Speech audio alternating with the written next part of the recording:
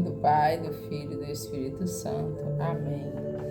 Divino Espírito Santo, concedei-me o dom da piedade, que minhas orações sejam pontes de amor, que unam meu coração ao coração de Deus e do Cristo Senhor.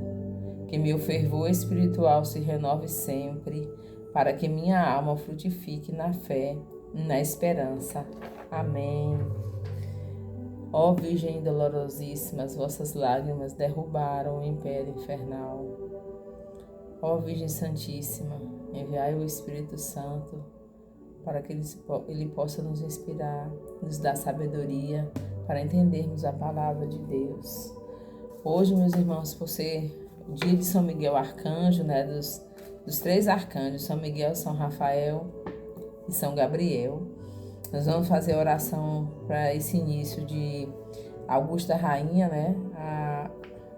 dos céus, que é a Nossa Senhora, a nossa generalíssima que está aqui hoje, Nossa Senhora Aparecida. Augusta Rainha dos céus e Senhora dos anjos, vós que recebeste de Deus o poder e a missão de esmagar a cabeça de Satanás, humildemente vos rogamos que envieis as legiões celestes, para que as vossas ordens persigam e combatam os demônios por toda parte, refreando a sua audácia e precipitando-os no abismo. Quem como Deus? Ninguém. Ó bondosa e carinhosa Mãe, vós sereis sempre o nosso amor e a nossa esperança. Ó Divina Mãe, enviai os santos anjos em nossa defesa, afastando para longe de nós o cruel inimigo. Amém. São Miguel Arcanjo, defendei-nos no combate, seja o nosso refúgio contra as maldades e as ciladas do demônio. Ordena-lhe Deus, instantemente o pedimos. E vós, príncipe da milícia celeste, pela virtude divina, precipitai ao inferno a Satanás e a todos os espíritos malignos que vagueiam no mundo para a perdição das almas. Amém. Pai nosso que estais nos céus, santificado seja o vosso nome. Venha a nós o vosso reino, seja feita a vossa vontade, assim na terra como no céu. O pão nosso de cada dia nos dai hoje, perdoai-nos as nossas ofensas, assim como nós perdoamos a quem nos tem ofendido. Não nos deixeis cair em tentação, mas livrai-nos do mal. Amém.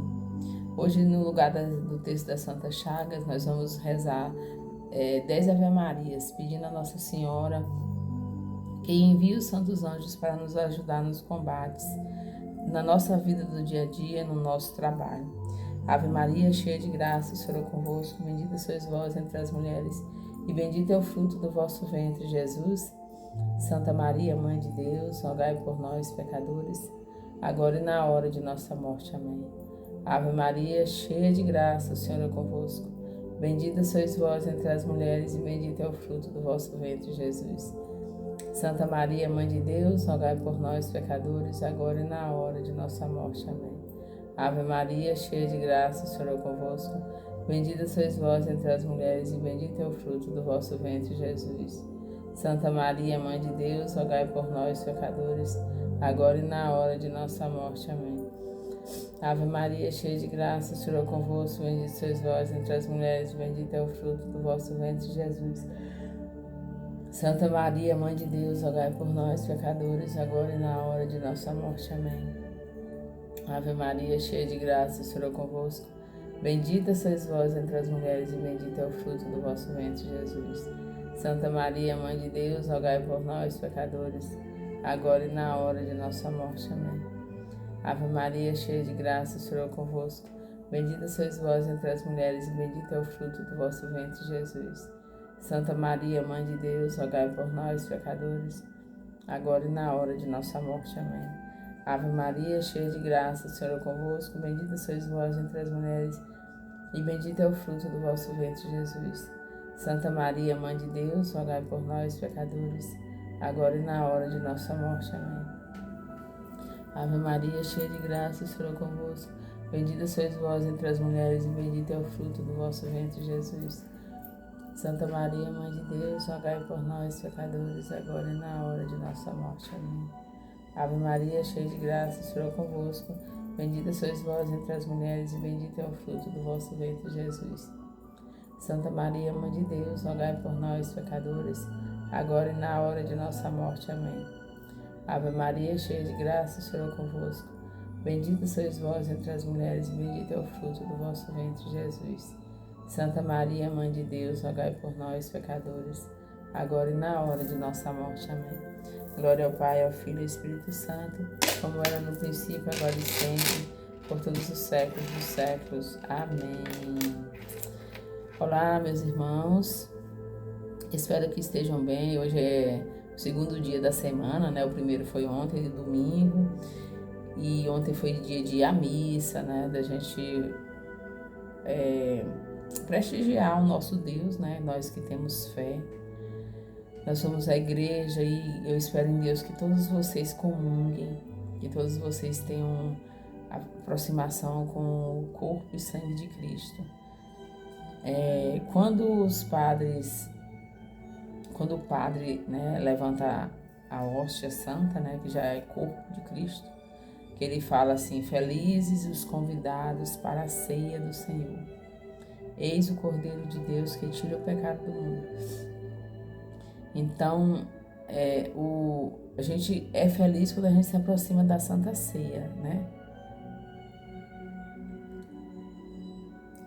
Quando a gente está perto da comunhão.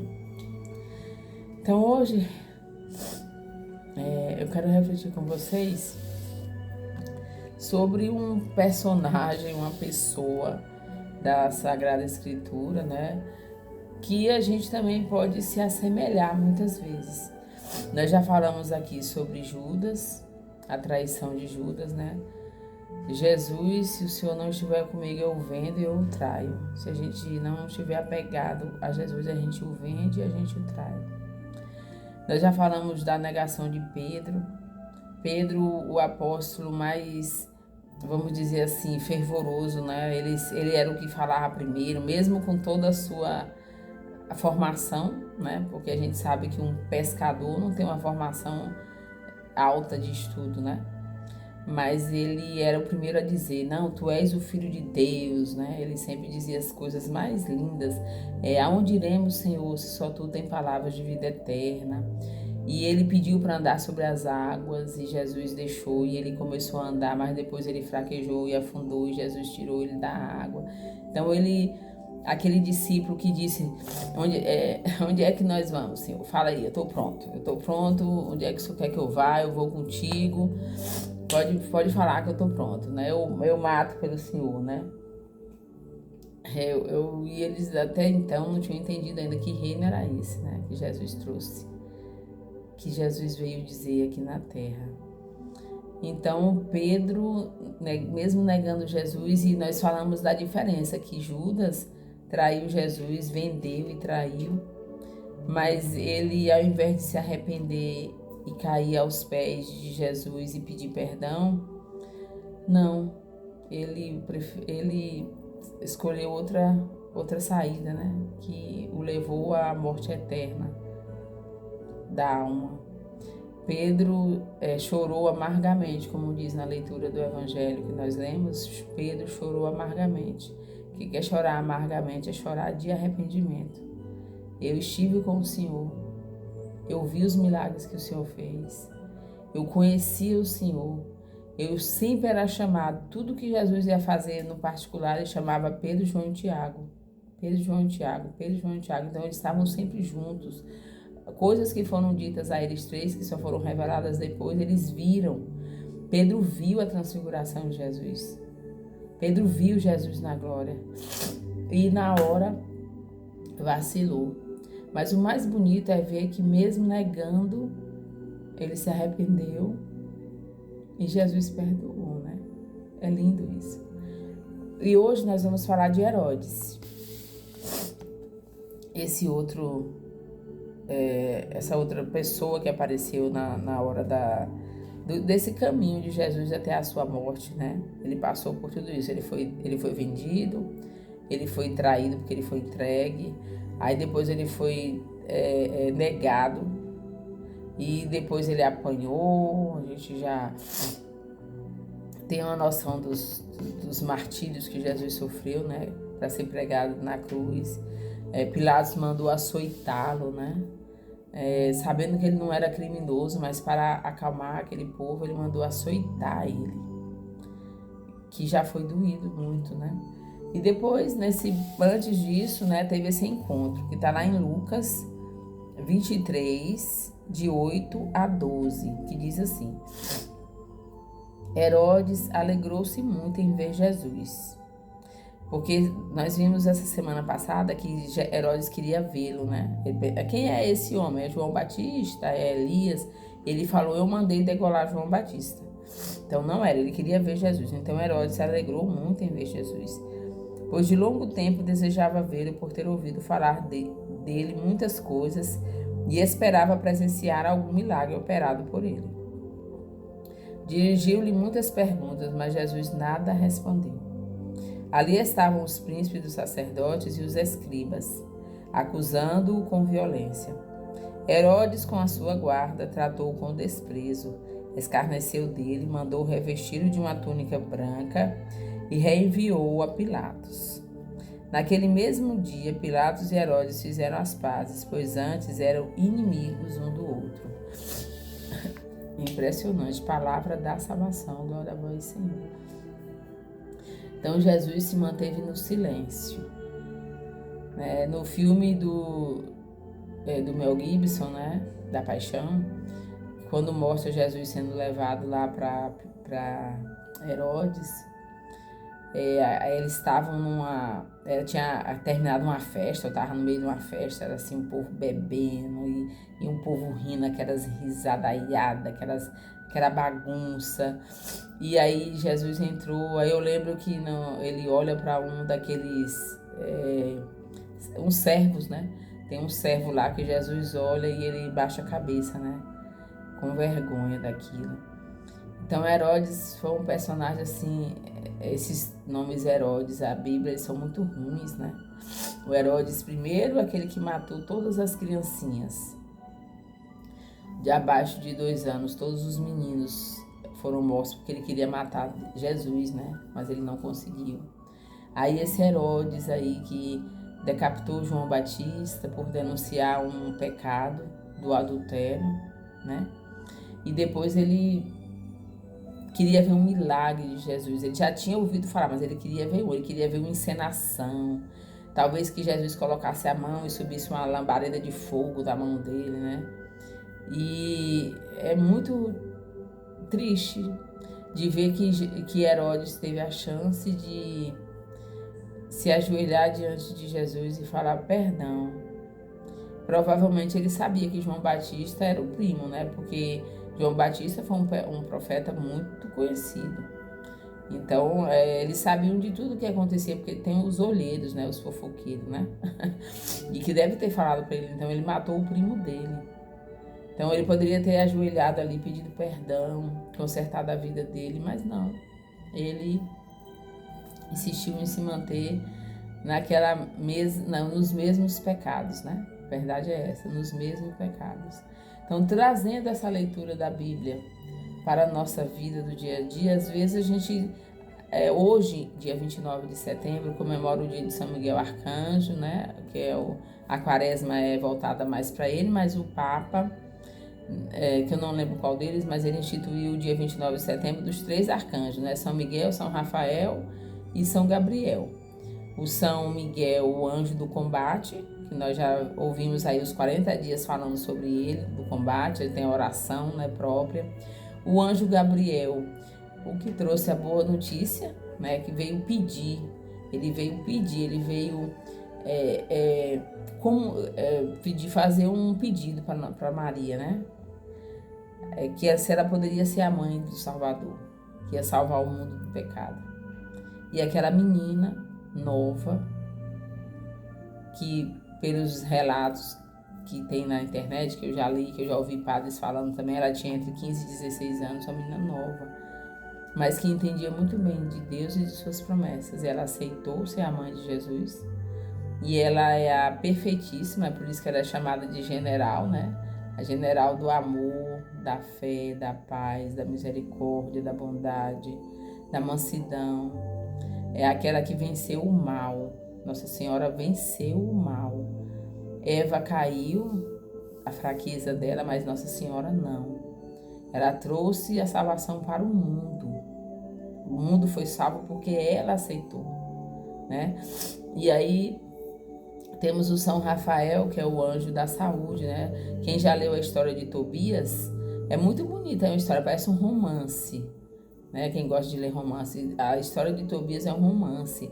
Aí fala como o anjo apareceu, né? E como o anjo foi levando Tobias a descobrir, né, como se livrar de maldições. E lá tem a maldição da Sara, né, da esposa dele depois, que tinha um inimigo, um bicho ruim que perseguia ela, matava os maridos, né, e ele fez um jejum, uma oração com ela. E a gente vê o tanto que é importante a presença de um homem que ora, de um homem que é temente a Deus.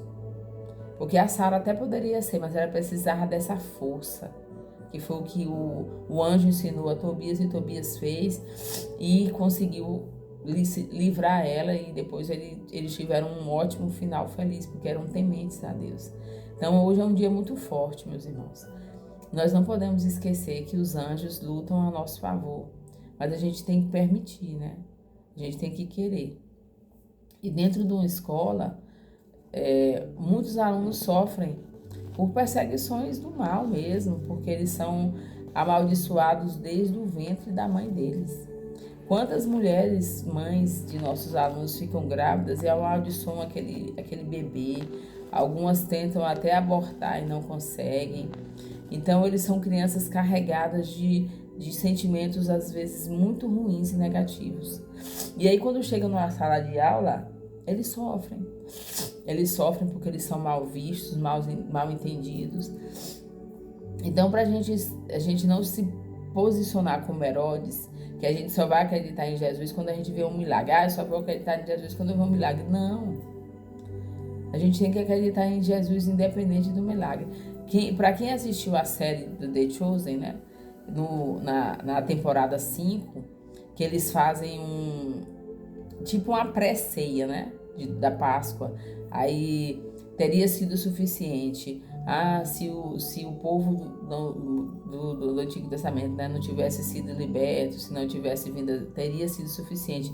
Então, tudo na nossa vida já foi suficiente. Por quê? Porque Jesus cravou tudo na cruz dele. Tá tudo cravado aqui.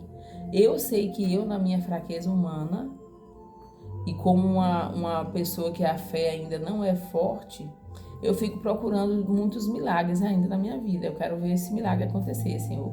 Então, eu não sou uma pessoa ainda que tem a fé firme na rocha. Eu ainda, às vezes, me comporto como Judas, como Pedro e como Herodes. Né? Mesmo que eu fique duvidando, não sou assim, não. Nós somos. A gente vende, a gente trai, a gente nega e a gente ri. E a gente quer tomar a frente. Quando a gente pede uma coisa para Jesus e ele demora para fazer, não, eu vou fazer, né, por minha conta. Não, eu só acredito que Deus está comigo se o meu salário for bom o suficiente, que eu consiga pagar todas as minhas contas e que sobre dinheiro para poder eu dar conta de tudo. A gente ainda vive assim, a gente ainda tem muito isso. Então, a gente tem que se colocar nessa posição também de humildade, de aceitar que a gente erra. O professor tem que aceitar que erra, ele erra muitas vezes, porque ele não deixa com que Jesus o leve até o coração daquele aluno. Eu prefiro expulsar do que cuidar. Como seria bom uma sala de aula onde todos os alunos fossem bons, né? Onde todos os alunos me obedecessem, onde não tivesse barulho, onde eu falasse e ali se acalmasse. Seria ótimo isso. Mas só que não é assim. Nós temos muitos alunos sofridos, que precisam do amor, do olhar de amor de um professor. E estudem.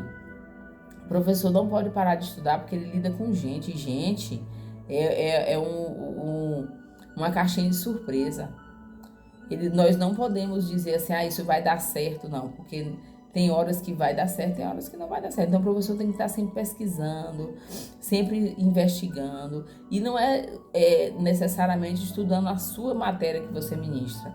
É estudando o comportamento humano mesmo.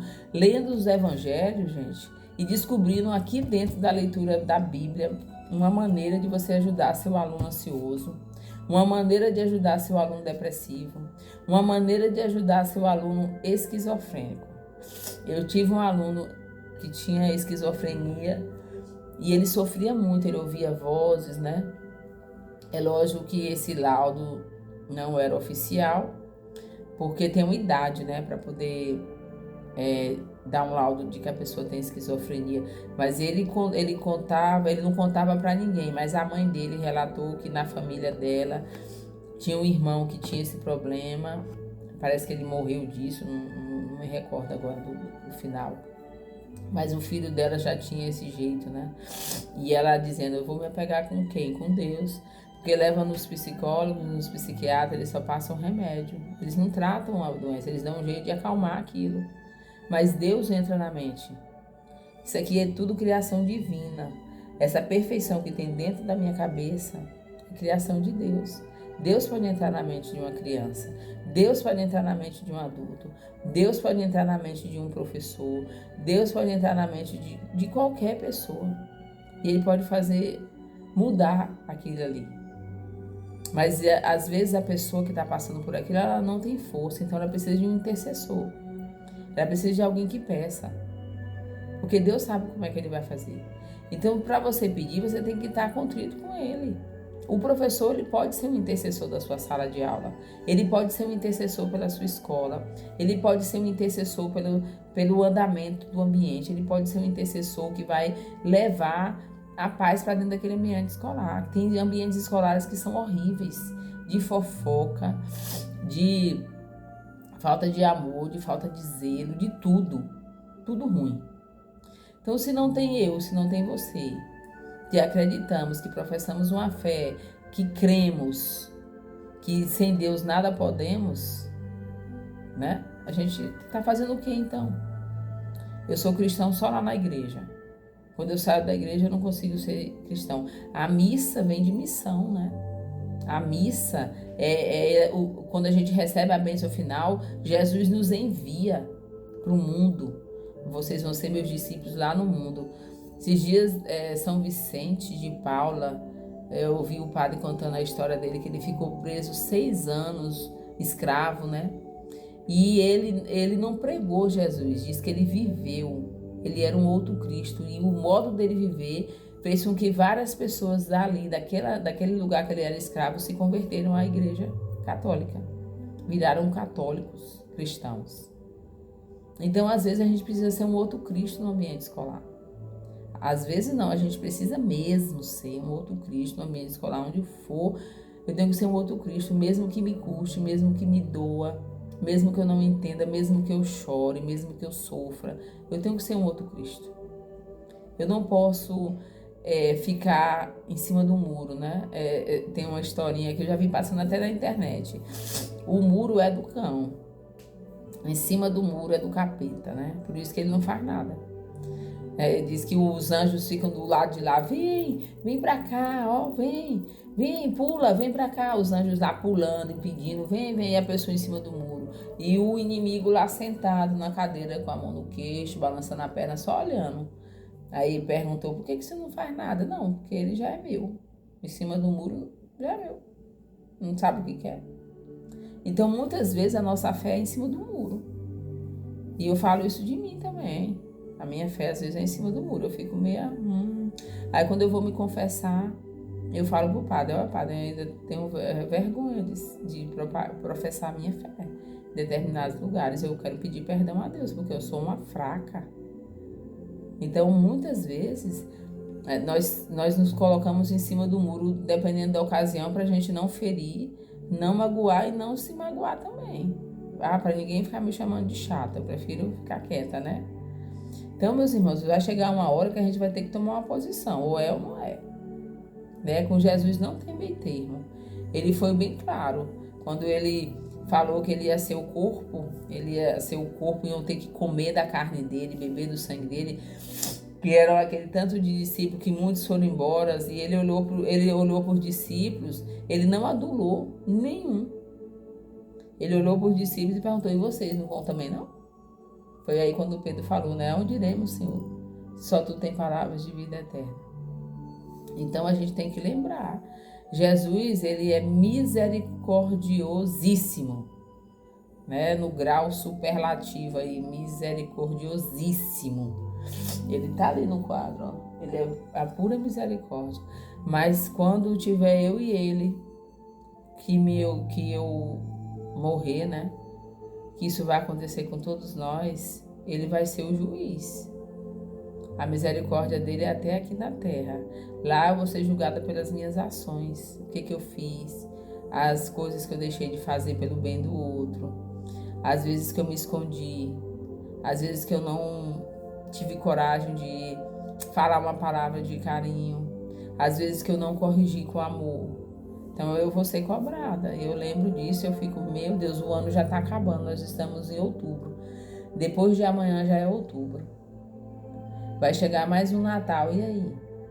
Mais uma vez Jesus vai nascer para o mundo, para salvar o mundo, e aí? Vai chegar outra quaresma da igreja, Jesus vai morrer na cruz de novo, e aí?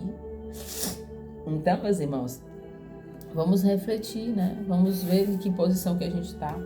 Aí eu peguei aqui no Catecismo da Igreja Católica, no parágrafo 2209, diz assim: a família deve ser ajudada e defendida por medidas sociais apropriadas.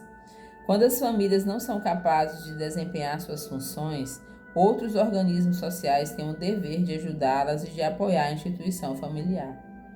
De acordo com o princípio da subsidiariedade, as comunidades mais amplas cuidarão de não usurpar seus poderes ou de interferir na vida da família. Então a gente sabe aqui que tem muitas famílias que elas já perderam a capacidade de desempenhar a sua função. Muitas famílias já perderam. Nós já falamos isso várias vezes. Muitas famílias já perderam a capacidade de educar, de ensinar valores, de orientar os seus filhos. Hoje está todo mundo viciado em celular, do pai ao bebê, né? O celular tirou da gente o poder da nossa fala, o poder do diálogo, o poder de se vai almoçar. Se você consegue uma vez na semana, né, ou duas que seja, sábado e domingo, vamos dizer, almoçar na mesa, todo mundo ao redor da mesa conversando. Pensa aí, você na sua casa, você consegue almoçar, todo mundo sentado à mesa, conversando, às vezes relatando alguma coisa, olhando um para o outro. Imagine uma família que tem 6 filhos, é só a mãe que trabalha. Aí na hora da comida vai chamando o menino, vai botando a comida, vai dando um prato, o menino vai sentando no chão, outros vão sentando na frente da televisão. Então ali não tem diálogo. Menino come tudo, é na bronca, é na briga. Então por isso que a escola, ela abre esse leque. Na hora do lanche, entrega a vasilha do lanche, eles sentam, eles comem. Nós não conseguimos um silêncio, né? Tem uns deles que conversam com a boca cheia. Mas eles vão trabalhando aquilo dentro deles. E a gente tem que sempre que lembrar que a escola, ela é como se fosse uma empresa de plantar. Pensa aí uma empresa que planta um grande grão, tipo soja. Aqui no Tocantins, a soja tem muito poder. Assim, o gado também em alguns lugares, mas a soja também tem plantações de sojas aí infinita. Então, o professor é esse, ele é o que planta. E uma planta não cresce da noite para o dia. Faz esse propósito, o ano que vem, no início do ano letivo, você vai escolher uma planta de sua preferência. Você pode até escolher uma que não te dê muito trabalho, e você vai plantar a semente dela no início do ano, no primeiro dia de aula. Você vai plantar a semente. E aí você vai cuidar dela também, para que ela cresça, né? Você vai jogar água, botar no sol, tirar do sol, colocar na sombra, né? Ou colocar alguma coisa para ela, substrato, né? Para ela poder ficar forte. Faz isso. E aí você vai vendo essa planta crescer. Você não vê ela debaixo da terra eclodindo e saindo. É um milagre aquilo. A plantação, o trigo que cresce, a soja que cresce, o milho que cresce, é um milagre. Então, uma criança, dentro de uma sala de aula, quando você é um intercessor dele, mesmo que ele não saiba que é uma coisa sua, mesmo que ninguém precise saber, nenhum dos seus colegas, é você que está fazendo por amor, Deus vai trabalhando naquele coração. Você pode não ver o fruto agora. Quantas pessoas plantaram árvores e não colheram os frutos? Quem colheu foi o filho do outro. Foi a outra geração. Então a gente cuida da criança hoje para que ela seja um bom cidadão amanhã. Eu encontrei com uma ex-aluna minha esses dias, eu fui ver uma terapia para minha filha, né? Ela estava mudando de clínica, eu fui ver outra. Quando eu cheguei lá, a fisioterapeuta que me atendeu era uma aluna que foi minha aluna no Tom Jobim há anos atrás. Ela já casou, já tem filho, já terminou a faculdade, já fez pós-graduação. Então, assim, olhando para ela, que eu lembro dela pequenininha, a gente não ia dizer, a gente nem pensa, não, ela vai fazer isso. Não. Mas alguma coisa, alguma semente ficou no coração dela. Algum professor plantou. E ela cresceu. Hoje ela é uma profissional, né? Uma profissional que trabalha, que ajuda crianças autistas, que ajuda crianças desreguladas, que ajuda crianças a entender as suas emoções, né? Então isso é muito gratificante. Então, meus irmãos, a gente não pode deixar que o mundo roube de nós a nossa missão. Eu sei que o professor é cansado, que cansa, todo dia a mesma coisa. Tem menino que tira a gente do sério, a indisciplina, a bagunça, a falta de respeito. Saem notícias no jornal de professores que são esfaqueados por alunos, de professores isso, professor aquilo. Mas a gente não pode julgar, porque a gente não conhece o contexto da história. A gente não conhece nada. A gente não pode dizer o que a gente não sabe, o que a gente não viu, o que a gente não tem entendimento. Então, assim, nos colocamos a serviço de Deus e que a gente, mesmo que a gente fraqueje e uma hora a gente seja Judas, outra hora Pedro, outra hora Herodes, que a gente possa se recompor, voltar para Jesus, pedir perdão, clamar por Nossa Senhora e pedir os anjos que nos ajudem. Os anjos podem nos ajudar, eles estão aí para isso. A gente tem que chamar São Miguel, valei-me nessa hora. E ele vai vir em nosso socorro, eu tenho certeza absoluta. Então, que a gente possa fazer esse não é um teste, mas que a gente possa ver esse milagre acontecer na nossa vida. Que a gente possa ter essa convicção de que Deus pode. O Padre Mário Sartori tem essa fala, né? A oração pode, tudo que Deus pode. Então a gente tem que ter uma oração que Deus vai trabalhando na oração da gente, com a nossa fé. E mesmo que a gente não receba o milagre na hora exata, a gente tem que confiar que o milagre vai vir. O milagre virá. Se não for assim, a gente não vai suportar.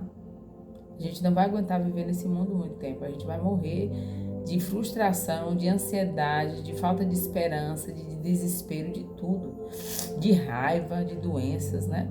A nossa fé está em quem? Em Jesus. Ele prometeu: coragem, eu venci o mundo, não vos afligem, vinde a mim que eu vos aliviarei. Então vamos confiar a Ele, vamos confiar que tudo passa. Ele pode tudo e tudo passa. E para nós finalizarmos hoje, eu trouxe aqui uma mensagem. Essa mensagem, ela tá lá no filme do The Chosen, tá? Eu assisto e eu anoto muitas coisas, porque a Bíblia conta a vida de Jesus, mas ela não conta as entrelinhas, né?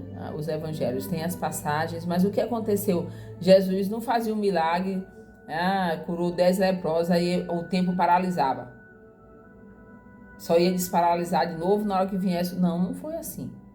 Pensa aí, da hora que você acorda até a hora que você dorme, o tanto de coisa que você diz, o tanto de coisa que você faz, o tanto de coisa que você fala, né? As atitudes, os gestos, se você dorme. Então Jesus tinha uma vida. Às 24 horas do dia, Jesus estava fazendo coisas. Tanto é que João fala que se fosse escrever tudo que Jesus fez, não haveria livro na terra que coubesse. Então ele fez coisas demais. Então lá tem essa passagem linda, quando eles, The Chosen, os escolhidos, né? Então quando ele chama cada discípulo lá no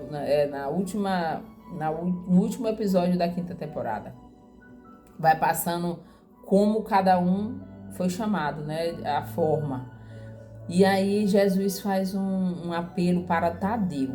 Eles estão lá construindo uma latrina, né? Que que não era para falar esse nome, era para falar uma casa de acolhimento de pessoas, né? Um banheiro público, né? Casa pública, uma coisa assim.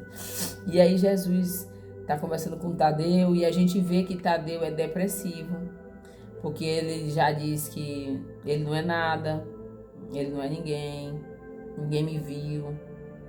Eu sou né? Nas entrelinhas é isso que ele diz, eu não sirvo para nada. Quem sou eu? Eu sirvo só para fazer isso aí, ó. Isso que eu tô fazendo, uma força. Né? Para quê? Para depositar o que lá dentro, a gente sabe, né? Então, assim, Jesus conversa com ele e aí ele tá saindo, eu vou voltar pro trabalho. E Jesus começa a falar. E os olhos dele vão enchendo de água. E Jesus vai chegando perto dele e aí ele olha por Jesus. Não tem quem resista, gente. Não tem quem resista. E não é fácil. Ele nunca disse que ia ser fácil, né? Se quiser me seguir, pega a sua cruz e me siga. Mas é lindo, eu vou ler. Mas eu gostaria de pedir a vocês um favor. Quem for me assistir, quem estiver me assistindo, né? Que feche os olhos. Feche os olhos. Imagine Jesus na sua frente. Ele tem Jesus misericordioso ali, ó. Você fita nessa imagem. Depois você fecha o olho que você vai vê-lo na sua frente. E eu vou ler. Ele diz assim: Jesus veio nos mostrar um novo reino de valor eterno. E nós queremos este reino?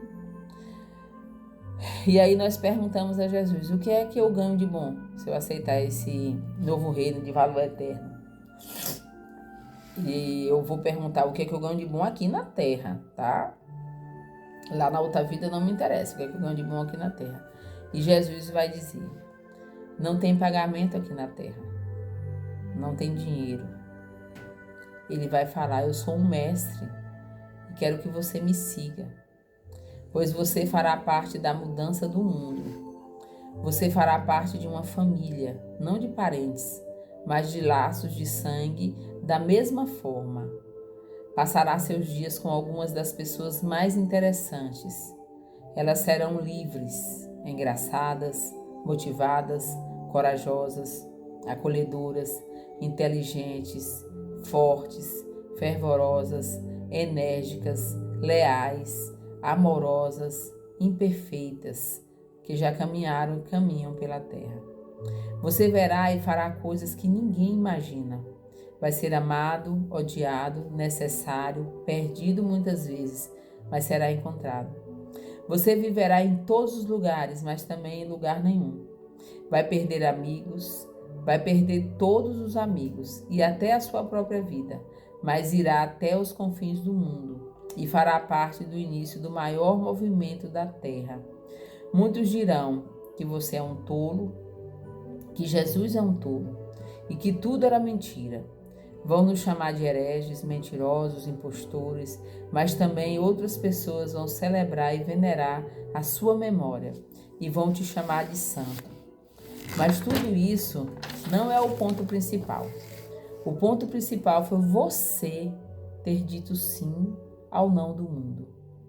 Você vai ver que esperou contra a esperança e acreditou contra a lógica. E que você entregou tudo o que tinha e se manteve firme até o fim. Jesus vai perguntar: você vai me seguir? E nós vamos responder o quê? A promessa dele é basicamente isso mesmo. O que está lá naquela série, que eu acredito que isso aí, acredito piamente, que é a inspiração do Espírito Santo, porque nenhum ser humano é capaz de pensar uma cena dessa. Não tem como. A inteligência humana não. Mas o Espírito Santo botou o dedinho dele lá e saiu essa lindeza, essa beleza. Que você vai ver que esperou contra a desesperança, né? E acreditou contra a lógica. E que você entregou tudo o que tinha e se manteve firme até o fim. E Jesus vai dizer: você vai me seguir? Você vai me seguir, Joana? Você vai me seguir, Gleide? Você vai me seguir, Juliana? Você vai me seguir, Márcia? Você vai me seguir, Socorro. Você vai me seguir, João. Você vai me seguir, Irã. Então, Jesus faz essa pergunta para mim e para você. Nós queremos seguir Ele? Eu espero que sim, meus irmãos. Eu espero que possamos ser fortes e que o nosso sim seja firme. Eu vou, Senhor. Mesmo não entendendo, mesmo sofrendo, mesmo chorando, mesmo sendo um dia de cada vez, eu vou segui-lo até o fim. Eu vou segui-lo porque eu espero um dia encontrá-lo na morada eterna. Foi para isso que nascemos, para buscar a Ti. Obrigado, Senhor, pela minha vida. Obrigado, Senhor, por esse dia. Obrigado, Senhor, por tudo. Que São Miguel, São Rafael, São Gabriel e o Santo Anjo da nossa guarda nos guarde e nos proteja hoje de todos os males, de todas as investidas do mal.